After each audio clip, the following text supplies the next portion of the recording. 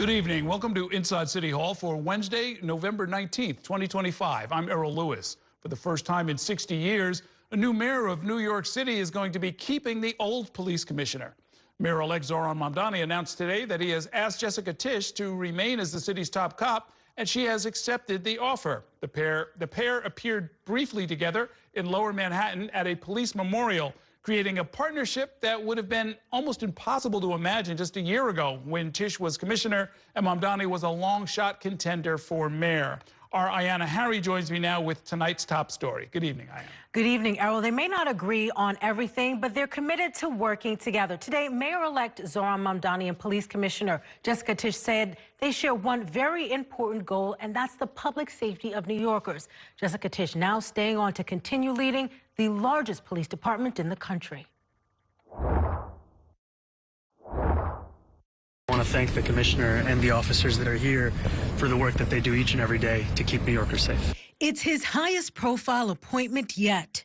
Wednesday, Mayor-elect Zohran Mamdani visited the New York City Police Memorial, spoke with officers, and stood side by side with Jessica Tisch. As Tisch confirmed, she's accepting Mamdani's offer to continue serving as New York City Police Commissioner. To me, it is very meaningful that he asked to come here as our first public venture to visit the memorial with me and with some of our officers here. Mamdani and Tisch have voiced very different views in the past on policing and policy. Mamdani once called for defunding the NYPD, but later apologized, and he's criticized the NYPD gang database. Tisch has blamed changes to state bail laws for making it more difficult for officers to fight crime. The commissioner did not take questions Wednesday about their potential differences, telling reporters, I really want to leave politics out of today's discussion. When Tisch was appointed police commissioner last year, she was seen as an unconventional pick. Tisch previously worked inside one police plaza, but not as an officer. But as commissioner, she's overseen a drop in major crime. Ray Kelly served as New York City Police Commissioner under two very different mayors. The mayor lets her do her job. I think she'll do a very good job. Commissioner Tisch was also praised Wednesday by the Union for NYPD Officers, the Police Benevolent Association. Commissioner Tisch understands what New York City police officers are going through on a daily basis. Still, Tisch has faced some tough questions over how she's handled accountability over police misconduct. Public advocate Jumaane Williams saying at a rally last week, this mayor has failed utterly and completely on trying to change the perception of holding police officers accountable. Sadly, Commissioner Tisch has aided it in that. Williams told New York One he's now hoping for greater accountability within the NYPD with Mamdani in City Hall. There is time right now to show that there is going to be fundamental changes. And despite their differences, Mamdani said he and Commissioner Tisch agree police officers should no longer be responding to 200,000 mental health calls each year. The commissioner and I share a belief in the fact that in order for police officers to be able to do their jobs, we also need to create a Department of Community Safety that will be tasked with those responsibilities.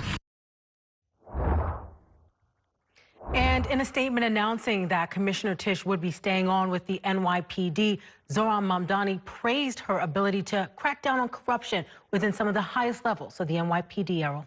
That statement about a Department of Community Safety, that was one of his major proposals, so it sounds like they're on the same page about that. Yeah, it does sound like they're on the same page about that. And Zohran Mamdani said so often police officers in New York City, they're responding to issues that really stem from the homeless crisis or the mental health crisis and not really public safety. And so he wants to give officers the opportunity to do what they were meant to do, which is to fight crime and have this Department of Public Safety respond to some other issues in the city. The other area where they seem to be in perfect sync is on dealing with corruption. There were a number of corruption scandals at one police plaza. They were almost overshadowed by what was happening at City Hall. But that is some unfinished business as well. Yeah, over the last year, we've seen quietly several resignations and retirements happen within the NYPD. Some of those people were involved in scandal or mentioned as part of scandal before they left the departments. Others their names have come up since they've left the department. So it does seem that there has been some streamlining of the leadership within the department under Jessica Tisch. Okay, thank you, Ayana. Convincing Commissioner Tisch to stay on under Mayor-elect Mamdani was part of a carefully orchestrated plan involving Governor Kathy Hochul.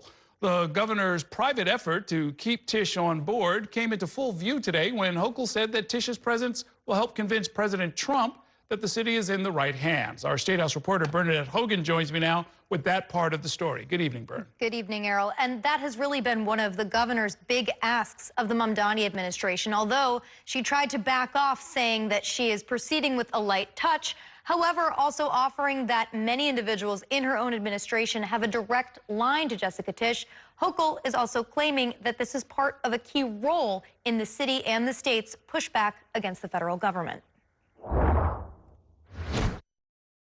I was involved in conversations actually in the summertime and again in the fall. If you're wondering how Mayor-elect Zohran Mamdani convinced Mayor Eric Adams's NYPD Commissioner Jessica Tisch to remain New York City's top cop, look no further than Governor Kathy Hochul. I had suggested this would be a good outcome to the candidate at the time. Very positive. I had a conversation when the Commissioner of Police and I were at an event about, I thought, the importance of stability. Last year, Hochul ordered Mayor Adams to clean house in City Hall and the NYPD after several aides got caught up in law enforcement investigations. One person that fit Hochul's bill, Tisch. To have someone who's so well respected and trusted in that position and really came in and cleaned house. Last week, Hochul sat down with Mamdani, and sources say they talked Tisch. The week prior in San Juan, Puerto Rico, Hochul tipped her hand. I really don't want to speak for her, but I wouldn't be standing here thinking I think she'll be the next commissioner if I didn't think so. It's also a key tenet of her show of force to President Donald Trump. It does tie into our overall narrative to the president that, listen, it's going to be fine here. We have someone who's seasoned, experienced, and I see the Mamdani administration bringing in real pros. Citing decreasing crime under the commissioner's tenure, in light of threats to flood New York City with federal troops and boost immigration enforcement. This is an important step to send the message to the Trump administration that if you're coming here under the pretext that we need the National Guard because crime is going up in the city, that is not the story being told here in New York. Not at all. Also, careful to not appear too controlling. I'm not going to micromanage the relationship between the mayor and his commissioner of police. Although moderate Democrat Hochul is more aligned with Tisch compared to Mamdani. Hochul has amended the state's bail laws, which Tisch has slammed alongside the controversial Raise the Age statute. Mamdani has backed both of those laws. This is something I will continue to reinforce the Trump administration, continue the conversations I've already had about how we are doing just fine and our National Guard can be better used elsewhere. And again, Errol, the governor and her team are hoping that this provides I suppose, some tea leaves maybe to Trump before this Mamdani-Trump meeting that we're all anticipating happens, showing that the city can handle itself and that the governor is kind of playing keeper a little bit here, or middleman with the Mamdani administration and the fears that Republicans and business leaders have expressed under his administration. And going back when Tisch was first appointed, the governor had was part of the conversation back then as well, right? Right. She was one of those conditional appointments or hirings of the Adams administration. Remember, just last year alone, the mayor's office and the NYPD were completely in chaos between top aides to Adams that he had either known for a while or just worked under him, being involved in several different corruption scandals or alleged corruption scandals, depending on how they turned out. And Tisch was one of those people that Hochul said, you need to clean house of the bad and and start to hire some people that we can trust. And Tisch was one of those names, and clearly Hochul feels confident in her staying on at the helm of the Mamdani team. Okay, thanks very much, Bernadette. I'll be talking more about all of this and about Mamdani's expected meeting with President Trump later in tonight's show when I'm joined by businessman John Catsimatidis. Right now, we're going to take a short break, and when we come back, we'll keep our focus on the commissioner with a closer look at how Mamdani reached his decision to keep her and how he may have appeased some of his loudest critics. Stay with us.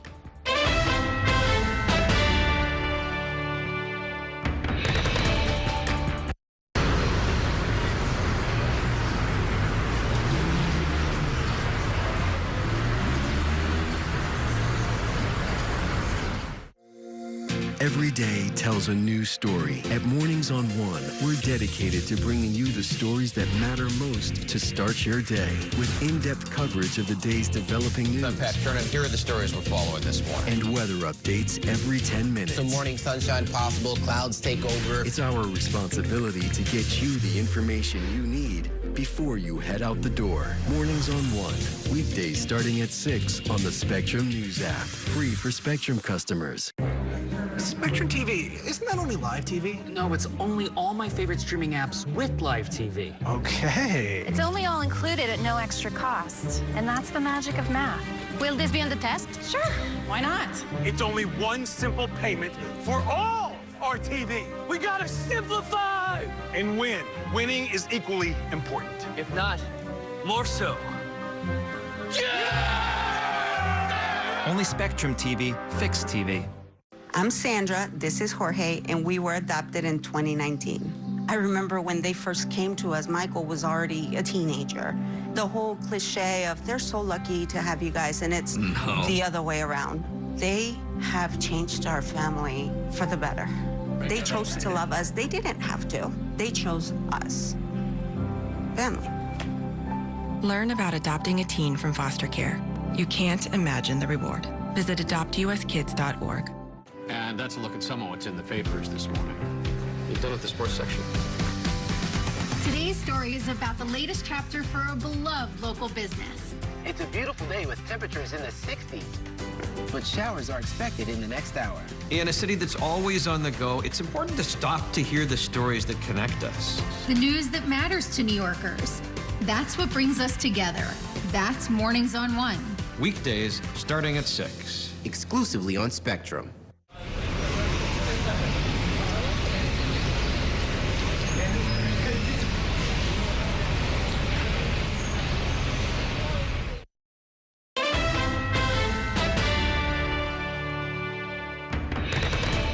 Welcome back to Inside City Hall. Jessica Tisch's decision to remain as police commissioner helps address concerns that Mamdani's democratic socialist agenda could fuel a spike in crime. And as our Bobby Kuza is here to explain, her appointment was a top priority of some of the city's most powerful vested interests. Bobby joins us now with more. Good evening. Good evening, Errol. And, you know, to be clear, this was not a question that was unique to Zohran Mamdani. This question of Jessica Tisch being reappointed was put to all of the candidates for mayor. I remember one of the mayoral primary debates. It was a show of hands. Will you keep Jessica Tisch on as police commissioner? But I think with Mamdani, because there were these concerns and fear-mongering, frankly, about his views on policing and what could happen if he was elected, this took on sort of an outsized importance in the lead up to the general election.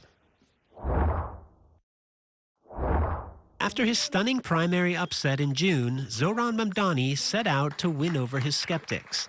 And in a series of meetings with business leaders, one question was raised repeatedly. The test case was Jessie Tisch. Which way are you going? Catherine Wild is head of the Partnership for New York City, a powerful business coalition.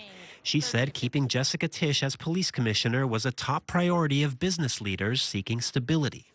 We made very clear that keeping her was a signal of his priority for maintaining public safety and continuing the effort, the successful effort that she's led to fight crime. Mamdani had already distanced himself from past provocative statements about police, including calling for the defunding and dismantling of the NYPD. He'd even apologized to officers, both privately and publicly. Will you do that right now? Absolutely. I'll apologize to police officers right here. But his pick for police commissioner would go further in calming nerves and show a willingness to make hires based on experience and not necessarily on ideology. The Tisch decision earned praise even from Republicans like Staten Island Congresswoman Nicole Malliotakis, who called the news a sigh of relief for those worried about Mamdani's past rhetoric. I think it should ease some of the worries that many of the people had about some of the agenda that he had previously been speaking about that would have driven cops out of the city and made us less safe. A similar dynamic played out in 2013 when Mayor-elect Bill de Blasio tapped Bill Bratton as police commissioner. Bratton told New York One last week the key to success is letting the commissioner lead. Mayor de Blasio played no role in the selection of my command staff. He and I, in 2.5 years, never had a major disagreement, although I'm a centrist and he's a pretty far left progressive. We did pretty well in my 2.5 years. Crime continued to go down. Last week, Mamdani's appointment of longtime government official Dean Foulahan as first deputy mayor helped address concerns about Mamdani's inexperience. According to Kathy Wild, the Tisch appointment addresses both concerns about policing and about anti-Semitism, given the Tisch family's prominent role in the Jewish community. On both counts, this appointment, and importantly, her willingness to stay, because she would not be staying if she didn't think she could continue to do a great job. They really send the right signal in terms of his promise to have a merit-based system for his appointees. You know, and really remarkable the parallels between this year and 2013. I mean, people forget when de Blasio was elected, people thought he was this, crazy, extreme progressive, and the city was, going to go to hell and policing was going to go out the window. And so that Bratton pick was really kind of unconventional in the sense that he was not ideologically aligned with Bill de Blasio at all. And I think we're seeing something very similar playing out now. And of course, as Bratton pointed out, crime continued to go down in those years. Well, I mean, look, the big difference is Bill Bratton had already run the police department of Los Angeles, Boston, and New York itself. I mean, a wealth of experience. The guy was almost a legend at that point, even before he came back for his second tour running New York City. Right, and Jessica Tisch has not obviously only been on the job for, a year now, but it's amazing, the kind of respect and the kind of accolades that she has earned from, across the political spectrum, from the business community, from elected officials. She seems to be so universally beloved that it actually made it hard for Mamdani not to try to reappoint her. I think he would have received, a lot of blowback if he hadn't, even though, they're not aligned on a lot of issues that have to do with policing. So it remains to be seen how those are going to be resolved. Okay, thanks very much, Bobby. Meanwhile, with the threat of increased federal immigration enforcement in New York City, New Yorkers in some neighborhoods are using whistles to alert residents of possible ICE raids. Our Kelly Mena followed one group in Brooklyn and joins us now with this exclusive report. Good evening, Kelly. Good evening, Errol. And neighbors and immigrant advocates are hoping that by making some noise, they'll be able to make a big difference in their fight against ICE raids here in the city.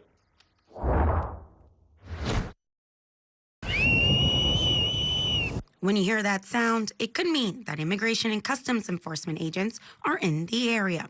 The whistles have become the latest tool for immigrant advocates and concerned neighbors to fight back against ICE. 3 short tweets if ICE is in the neighborhood, so over and over, and then 3 long tweets if they're making an active abduction, or just 1 continuous. So. On Wednesday morning, New York 1 joined June as she did a patrol in Bushwick.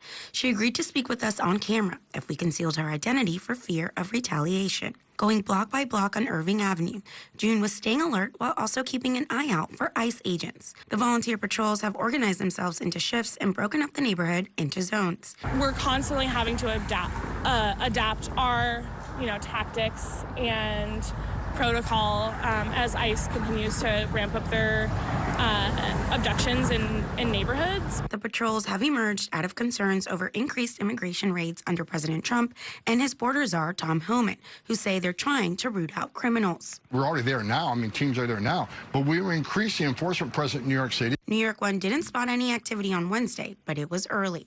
We've seen a pattern start to emerge the last few days and few weeks of them more frequently abducting people at night. Tuesday night, ICE agents were spotted in the neighborhood, a nighttime patrol catching the moment on video. Scenes of ICE officials descending on immigrants has become more common in recent weeks. My baby, no! Come out here. Then I'm coming to get you by your baby. Shouting out of fear, a mother who was home asleep with her 4 children was surrounded by ICE agents last week. According to the New York Immigration Coalition, which released the video of the incident, no one was hurt or arrested. New York 1 has reached out to the Department of Homeland Security for comment on all the recent enforcement actions in the city and has not heard back. In the meantime, some New Yorkers aren't waiting to see what happens next. Every single person needs to be asking themselves the question of, what am I willing to do to protect the people who live next door to me and the people who make the city run every single day. And these patrols have increased overnight over the last couple of days, and anybody can get involved. You don't need to be an expert in immigration law or any other type, Errol. Now, is this kind of just a sort of passive surveillance, like keep a whistle with you in case you see something, or are they proactively kind of marching around looking for ICE enforcement? Both. So you keep a whistle on you at all times, and you could be, walking down the street, going to the grocery store and see something, spot something, and whistle. Also, these are very organized patrols. They start at 7 a.m. They go now until about 9 o'clock at night, and there's groups of people, one person by themselves. And as I mentioned, they patrol these zones. So they go down in blocks, block by block, even looking down the alleyways, making sure to see if there's any activity. They've also started training so that you can make sure that you're spotting credible ICE agents, not just a fear of it. It has to be a credible threat, because within these channels that they have, they're also posting it to larger groups so that they're aware. And the goal is to get a sophisticated response to that location. If somebody is being taken by ICE, there's lawyers or advocates are able to then get information from them so that they can reach their family members who may not know what's going on with them at that time. This sounds like more than just a sort of a grassroots volunteer effort. It sounds like there's some funding and some structure and some real organizational power behind it. There are some major groups that are involved in the city. I wouldn't say it's funded, but they're definitely organized and prepare for what is maybe coming down the pipeline, Errol. Okay, thanks very much, Kelly. We're going to take a short break now, and when we come back, President Trump is expected to sign a bill directing the U.S. Justice Department to make its case files on Jeffrey Epstein public. We'll bring you the details in 2 minutes. Stay with us.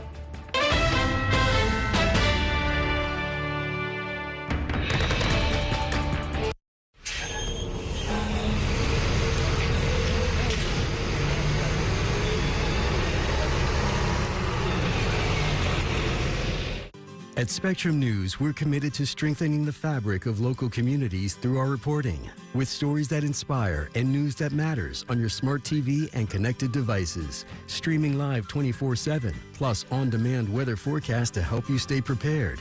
It's all there as you step outside with the Spectrum News mobile app, keeping you informed and in the know throughout your day. Spectrum News, free with your Spectrum subscription, exclusively for Spectrum customers, now available on your favorite devices. It's only a game. It's only a little rivalry. It's only a ritual. When I come home late, and a few generations. you're always there. And only Spectrum TV includes all your favorite streaming apps with live TV at no extra cost. It's only a game. It's only everything. Mom was always organized, but she started forgetting to pay her bills on time. And she'd buy the same gifts over and over. Telling the girls about my Alzheimer's diagnosis was really hard. At first, we had our cries, but then we were like, okay, let's make a plan. Early detection gave us time to adapt together. It's so important for you to think about what you can do and making the most of what you have. If you or your family are noticing changes, it could be Alzheimer's. Talk about seeing a doctor together. From my time growing up in Queens watching New York 1 to my time reporting here, I've seen how quickly a story can change. At News All Day, we bring you the news as it's happening, from around the boroughs to local government to your neighborhood. Because our city never stops moving.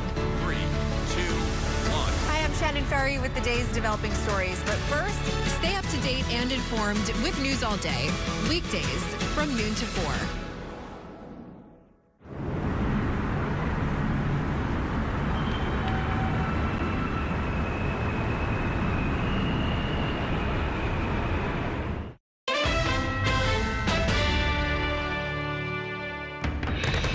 Welcome back to Inside City Hall. A bill requiring the federal Justice Department to release its files on convicted sex offender Jeffrey Epstein is now sitting on President Trump's desk, awaiting his signature.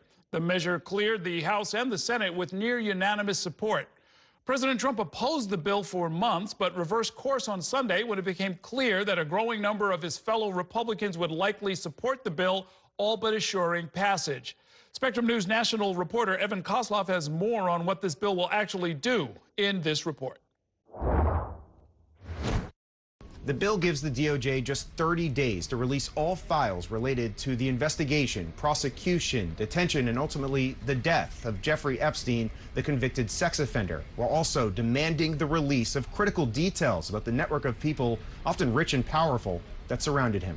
But we will continue to follow the law. We will continue to follow the law. Attorney General Pam Bondi repeated this sentence at least 5 times when taking questions on Wednesday, after the House and Senate passed the legislation with only 1 no vote. We have released over 33,000 Epstein documents to the Hill, and we'll continue to follow the law and to have maximum transparency. The bill compels the DOJ to release files on any individuals, including government officials who may be named or referenced in connection to the Epstein investigation. That includes all files tied to Ghislaine Maxwell, the longtime romantic partner and convicted co-conspirator of Epstein. It also requires the release of DOJ communications, including emails, memos, and meeting notes relating to decisions about charging or investigating Epstein. The Senate has passed the bill under unanimous consent.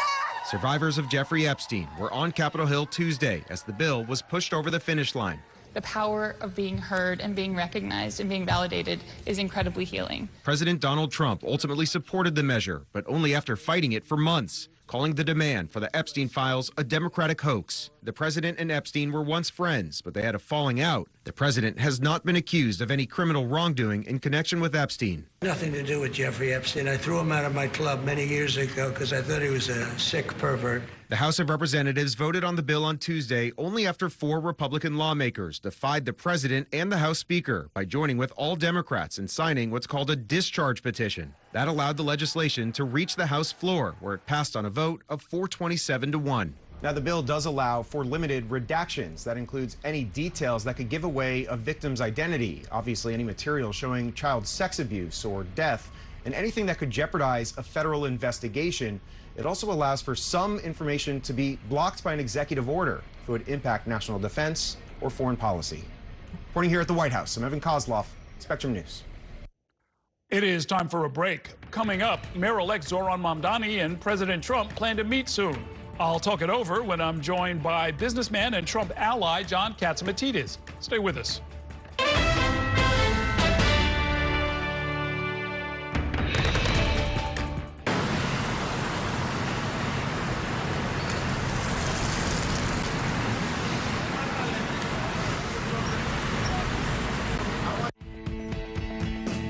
In Focus with Cheryl Wills, a weekly show discussing decisions and potential solutions for issues making an impact in your community and your city.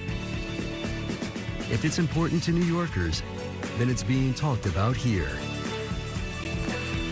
In Focus with Cheryl Wills, Sunday mornings at 10:30 on New York One.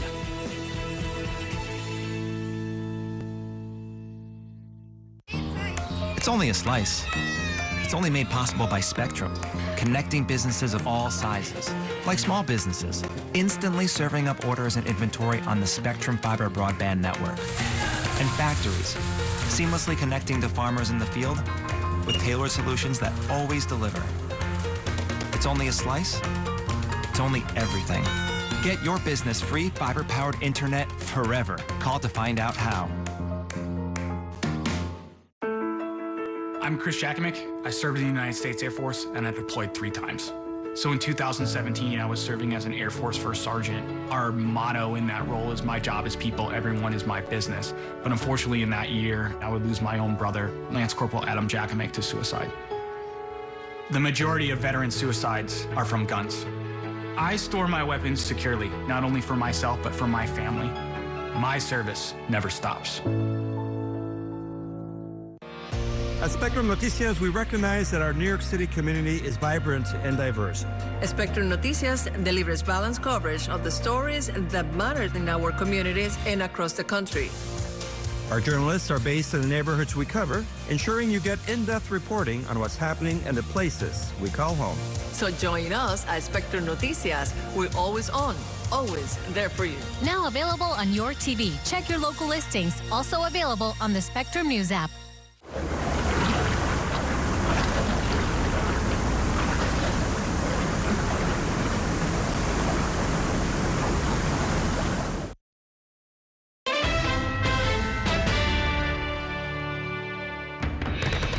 Welcome back to Inside City Hall. Mayor-elect Zohran Mamdani and President Donald Trump are preparing for a highly anticipated meeting.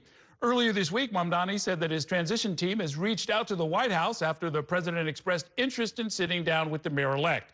But all of this comes after months of talking tough and trading threats, and now the two men are seeking to put aside their differences and focus on how they can best benefit New York City amid a federal funding fight and threats of federal troops on the streets here in the 5 boroughs. My next guest is no stranger to these kind of conversations. He is a friend of the president and has been directly in touch with him about Mamdani.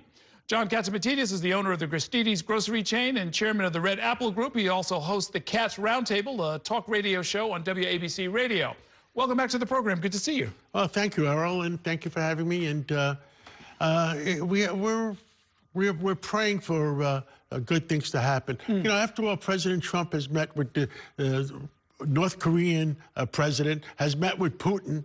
So why not meet with Mamdani? I mean, is that what you said to the president? Yes. It seems like a pretty... I said that. I mean, look, President Trump loves New York. He really, deep down inside, he loves New York. And he wants to make sure New York goes in the right direction. Do you think they could work together maybe on the FIFA World Cup coming to New Jersey since it'll be in the area? Well, the World Cup is very important to him. Andrew Giuliani is running it for the president, and he's a good kid. He loves sports, and I think the World Cup is going to do a phenomenal amount of numbers. And you know, it's the new America where a lot of people are the World Cup. There's been some discussion about getting those prices down since the ticket prices might be quite high, but we'll see about that. I wanted to follow up on something. You told Fox Business, and I'm quoting you, "If the city of New York is going socialist, I will definitely close or sell or move or franchise the Gristedes locations." Was that hyperbole? Was that just an expression of concern, or would you realistically It's an expression of concern. But I'll tell you what really is going to happen. It's people are concerned. We care about the quality of life. We care about that the police department doesn't get reduced in strength. We care about the mayor of the city of New York gets to appoint all the criminal justice.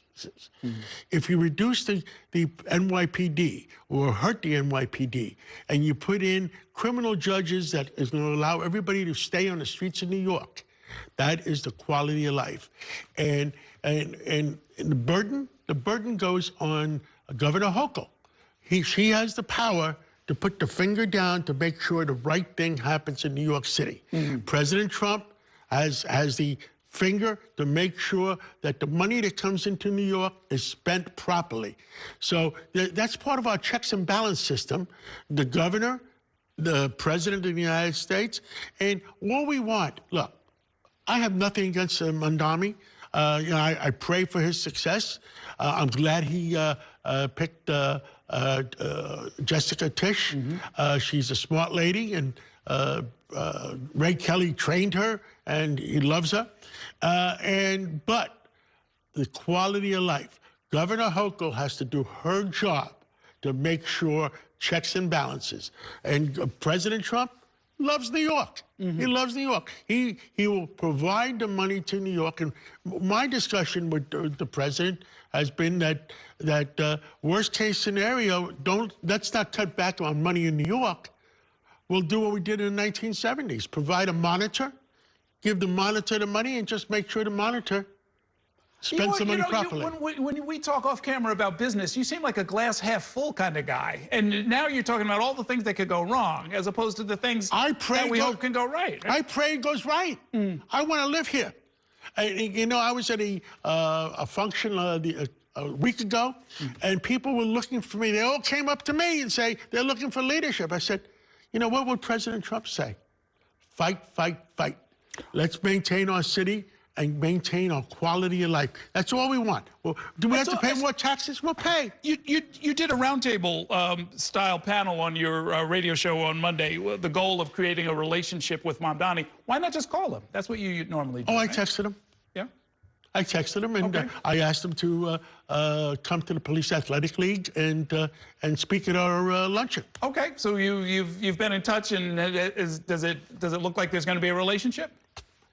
I pray for a good relationship. Okay. Let me give you... It's about the kids. Don't forget, I'm chairman of the Police Athletic League. Sure. I care about the kids of the inner city. It's not about my feeling on politics. Politics has nothing to do with it. I don't care Democrats, Republicans. I care of quality of life in the city, and I care about those 20,000, 25,000 inner city kids that need the right guidance. I have spoken with your group, and I'm a big fan of the Police Athletic League. Well, we hope you come back and speak again. Absolutely, guaranteed. But let me ask you something. Your radio station has a morning man who was referred to the mayor-elect as a, quote, animal, as a, quote, jihadist, and as a, quote, terrorist, and said he would be cheering if another 9/11 happened. If we're going to work with this new mayor-elect, your station will have to stop broadcasting hate speech, right? You know, let me tell you something. Before, you know what I said to Mamdani or Zohran? I said to him, look, before November 4th, everything was war. There was war. Mm-hmm. After November 5th, let's settle down and forget about the past. Okay. Go forward. So that sounds good, doesn't it? So the hate speech will stop? Is that? I would not allow any hate speech. It is what it is. Well, since we're talking about the station, you and Curtis Lewa had a very public falling out. Curtis Lewa said he'd never... I never had a falling out. I love Curtis. Well, Curtis said he'd never come back on WABC's air. Let him calm down. Okay, so it sounds like you might... Listen, I've helped Curtis for 40 years. Mm-hmm. Guardian Angels and everything. Curtis is upset, yes. But don't forget, our station, our host, we said we supported anybody but Mamdani. Anybody but Mamdani. Mm-hmm. It was, and I said to Curtis, the last 2-3 weeks, all of a sudden, it wasn't making enough progress. We said, Curtis, you're not making enough progress. You know, why? Curtis will have to explain himself. Why was he attacking Cuomo versus attacking, at that time, when it was a clear and present danger? There's clear and present danger at that time. See, that's the glass half empty again, but... No, I speak the truth. What about the ways? What about the numbers in the end? In the end, because Mamdani got over 50%, it didn't necessarily mean you could have combined everybody together, and he still would have won. Right? A couple of points off, and I think Andrew Cuomo could have worked a little bit harder. He didn't work a perfect campaign. Curtis, you know, was the third member, and it was a perfect. It was a perfect storm for Mamdani. Well, I spoke with Dean Foulahan, the incoming first deputy mayor. One of the things he told me is that it's actually not going to be as hard as people might think to implement the Mamdani agenda. There may be some funding issues around childcare because that's the big ticket item. But that when it comes to fast and free buses, when it comes to a rent freeze, which we've done 3 times before, when it comes to opening, you know, basically, essentially 5 food pantries, which is what he's talking about. The number one concern, you know, on my 5 o'clock show, we used to play the word Exodus. Mm-hmm. We don't want more people to leave New York. We don't want businesses to leave New York. 1% of New Yorkers pay 48% of the taxes. If there's an exodus, machine kaput. Yeah, but you don't know anybody personally who's leaving, do you? Oh, you don't bet on it. No, I mean, I'm staying. I went through, I spent more time than I ever should have looking at studies. There have been studies that on this, where they looked at every millionaire in the country over a 13-year period, all of the millionaires, to see where they moved and where they didn't move. And it turns out they move less frequently than anybody else. People move because they're seeking economic opportunity. If you're making $1 million a year, you have found economic opportunity. You know, that's why we have 120 plus billionaires. I want New York is the biggest capitalist city in the world. Mamdani has been saying other things that he wants the biggest socialist city in the world. And that's where the clash is going to happen. Let's see what happens. We want New York to be the greatest city in the world, always. Okay. Now, you did say on the air that if things go well, you don't mind paying more taxes.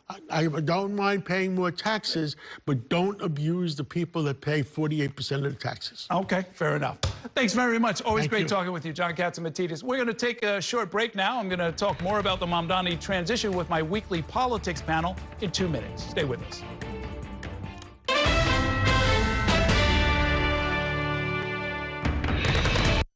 The next downtown reach City Hall will arrive in 2 minutes. After 30 years of forecasting for New York, I've learned it takes a dedicated team to cover all the weather our city has to offer. I'm so honored to be a meteorologist here at New York One because as a Brooklyn kid, this is the station that I grew up watching.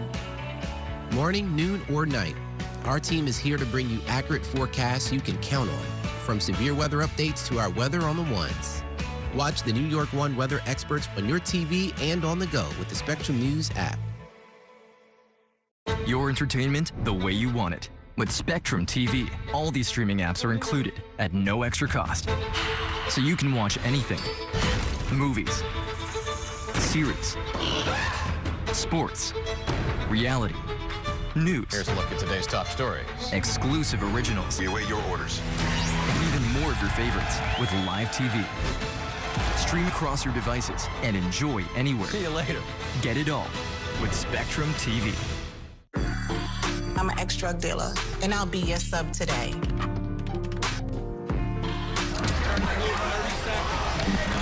2 milligrams of fentanyl can be lethal. A lethal dose is in here. Who gets it, I won't know. It's cheap, it's potent, and it's profitable. The sad reality is fentanyl is being mixed into everything now. More kitchen now. My father was a New York City firefighter. My mission, like his, is to serve New Yorkers in a city that doesn't stop when the sun goes down. Being with New York One since the beginning, I'm now honored to join you even earlier each weeknight. Starting at 8 with New York Tonight, we'll explore the latest news developments, followed by New York One at 10 to wrap up your day. So join me each weeknight starting at 8 right here on New York One.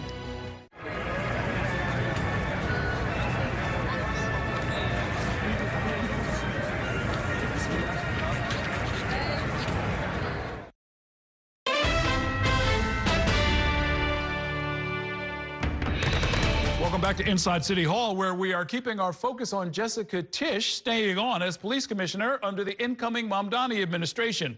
Joining me now to talk about that and much more is my politics panel. Alyssa Katz is the executive editor of the nonprofit news organization, The City. And joining us, as he does every week, is New York One political commentator Gerson Barrero. Thank you both for being here. We have a police commissioner who, at some points, has been vocally opposed to some of the criminal justice reforms that we know the incoming mayor-elect supports. Now, he has said that, well, I'm the mayor, so I'm going to get the last word, but are we going to see tensions, do you think, between City Hall? You know, I don't expect we'll see that many tensions. Look, because the laws that they disagree on are the laws of New York State, and neither of them has the power to change those laws, even though Mamdani is an assembly member for the next few weeks, right? You know, this is specifically raising the age of criminal responsibility, which is now 18.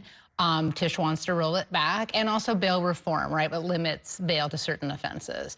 That's not going to change, right? They have the task before them of running the city and running the police force with the laws that they have and keeping New Yorkers safe. And, you know, I wasn't certain that Tisch would, in fact, accept the job. And you know, look, they had to have had conversations that went into all of this territory about how exactly are you going to navigate these very real challenges that she's raising concerns about. And he had to have satisfied them to her, you know. When I hear a person who is appointed by the first Muslim mayor, socialist mayor, who brings with him a whole bunch of new policy wonks with a whole new energy of new voters, and she says, oh, I don't discuss, I've seen her do it twice on camera, I don't discuss politics. Fool, you're there because of politics.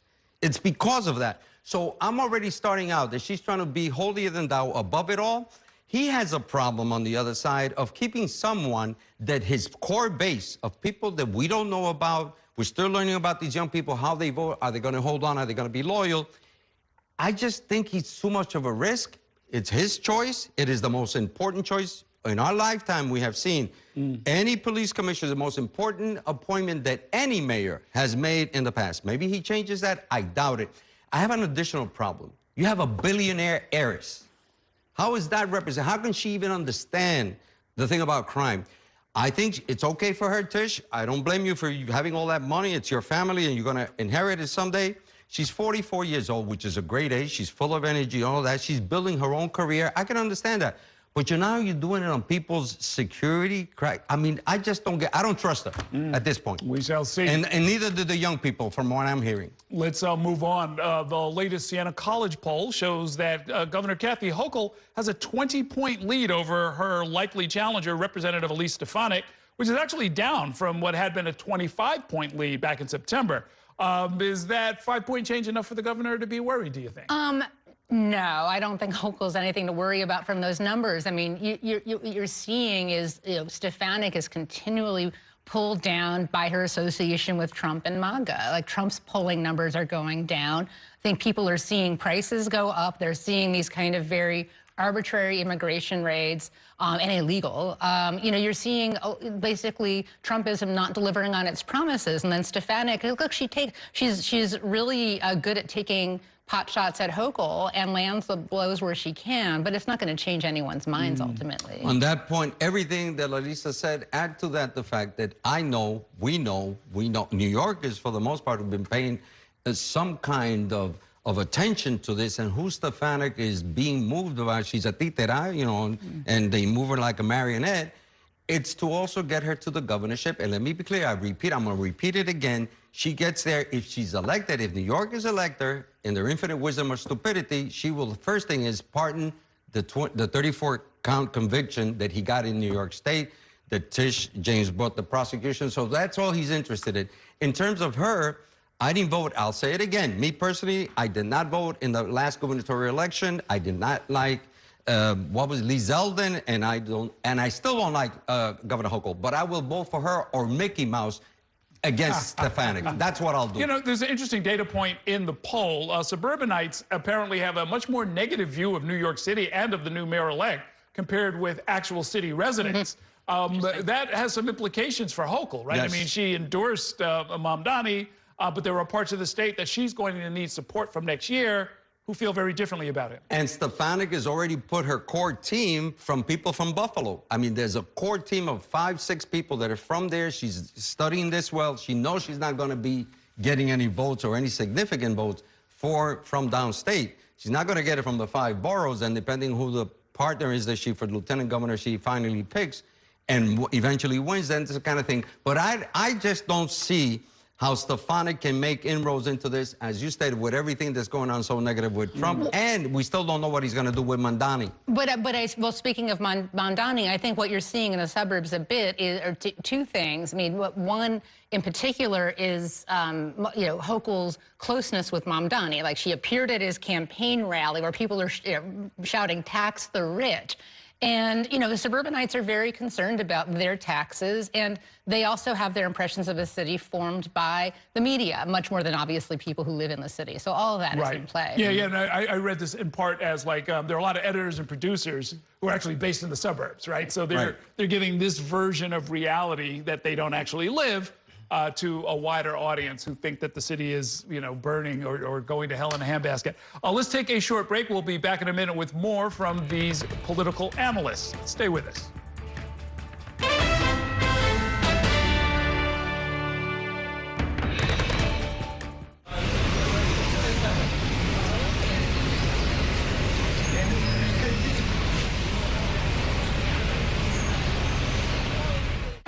Here's the deal. People need a place to explore national issues that have an impact on their community. To understand those issues better, we're bringing together our team of local political journalists from across the country to break down what's happening. So join us every week to catch up on the key stories making a big difference across the nation and in your local community. Watch The Big Deal with Errol Lewis Friday nights at 9 on Spectrum News New York 1. Available on all of your favorite devices exclusively on Spectrum. There's an international travel plan with Spectrum that was an additional $10 a month, as opposed to paying a ridiculous amount per day for roaming fees. This literally felt like my old phone carrier was reaching their hand into my wallet and just helping themselves to some of my cash. I like having no surprises when it comes to my cell phone bill. And with Spectrum, that's been the case. So it saved me a ton of money. Real customers, real savings. To see how much you can save, visit spectrum.com/save.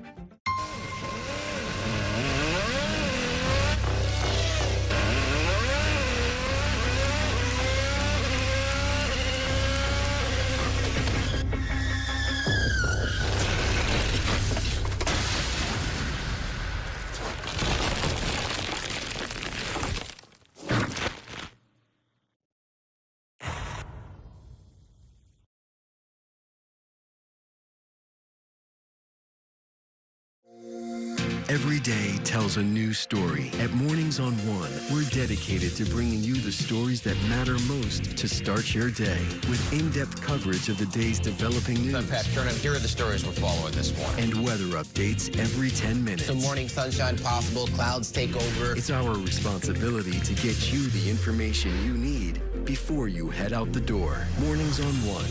Weekdays starting at 6 on the Spectrum News app. Free for Spectrum customers.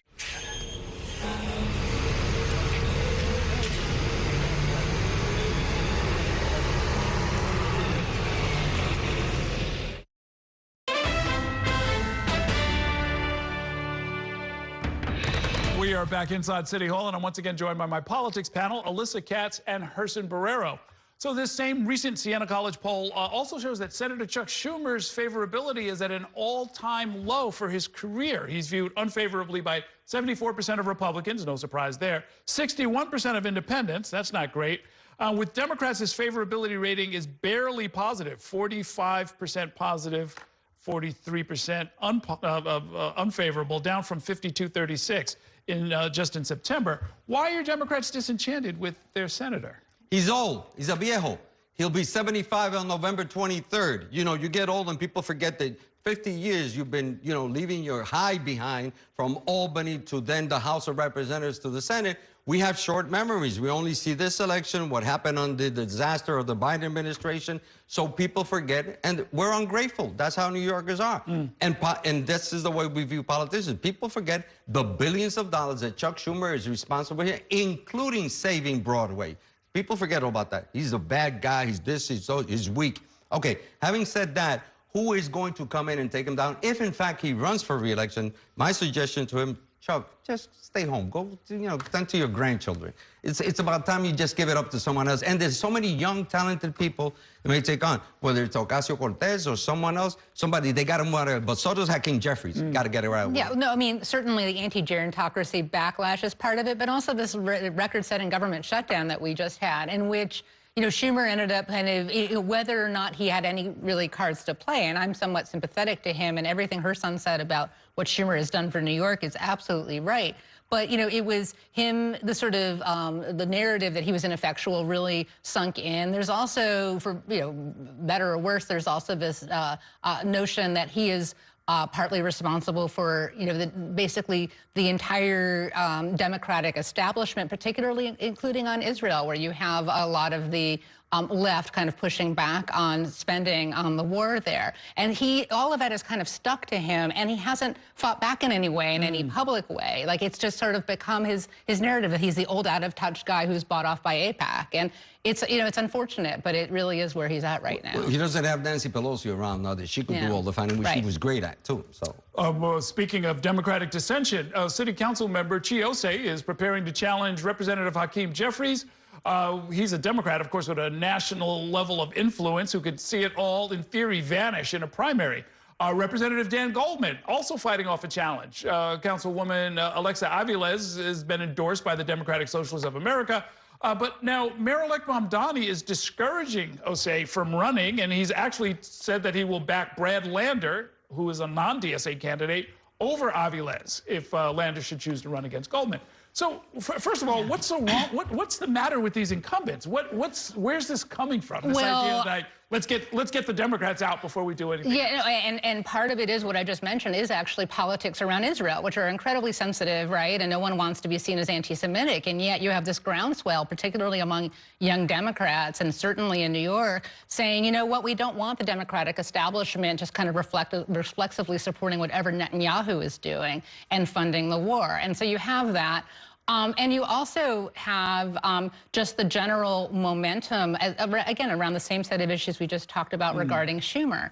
But I think what's so interesting is Mamdani is being so pragmatic here around what lane he's choosing, because, you know, he is backing Lander. He is not, you know, backing Osei from what we're hearing. And, you know, I think there's important differences between the two individuals, but also important differences in the districts. And I do think that the Jeffries' district is not as solid blue as it might first appear. There's significant parts that went hard for Trump. And if you can't motivate turnout among the Democrats, or if you motivate a backlash among those Republicans, that district could flip, which sounds crazy, but is that's right. It's got Marine Park, it's got Brighton Beach, it's got Coney Island. But we're talking about something that really doesn't have anything to do with us as we report and analyze. The fact is that they have to make decisions. They should take the base into consideration. And if Jose actually feels, or a young person feels, that Jeffries is not the right word, he's a Democrat, he's registered, he's an elected official. As far as I'm concerned, I'm of the old Denny Farrell school. Remember Denny Farrell? Mm-hmm. And he was in Harlem 43 years. He was up in the assembly, and he welcomed primaries because they keep you young. I think Jeffrey needs to be shaken up, just like any other Congress member that is more than 6 years in term. Listen, have challenges against them. Okay. Make them run scared. In our last minute, where in the world is Mayor Adams? He's sent to Albania and Israel. He's currently in Uzbekistan. And just for the record, New Yorkers who identify as Albanian make up 0.5% of the population. New Yorkers who identify as Uzbek make up 0.3%.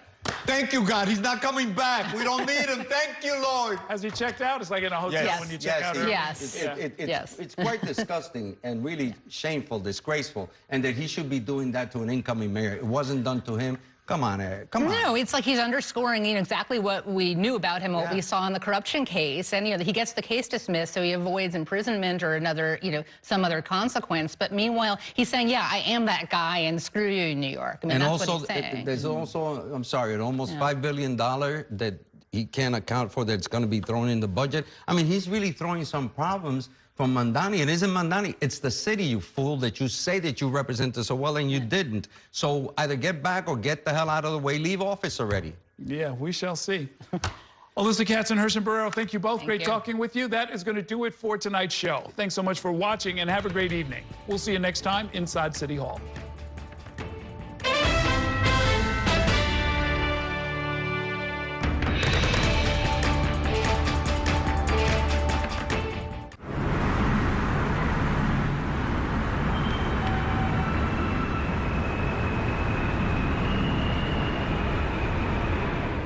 And that's a look at some of what's in the papers this morning. You done with the sports section? Today's story is about the latest chapter for a beloved local business. It's a beautiful day with temperatures in the 60s, but showers are expected in the next hour. In a city that's always on the go, it's important to stop to hear the stories that connect us. The news that matters to New Yorkers. That's what brings us together. That's Mornings on One. Weekdays starting at 6. Exclusively on Spectrum. Your entertainment the way you want it. With Spectrum TV, all these streaming apps are included at no extra cost. So you can watch anything. Hey, brother. Be careful. Movies. I've got this condition where I don't feel pain. You're a superhero. No. Series. There was another murder in the building. Sports. Reality. Here's to a summer you'll never forget. News. Here's a look at today's top story. Exclusive originals. We await your orders. Even more of your favorites with live TV. Welcome into First Take. Stream across your devices and watch anywhere. At home or out and about. It's the entertainment experience you've been waiting for. Streaming apps included at no extra cost. Just got that, pal. Get a good look. With live TV and on demand. All together, all in one place.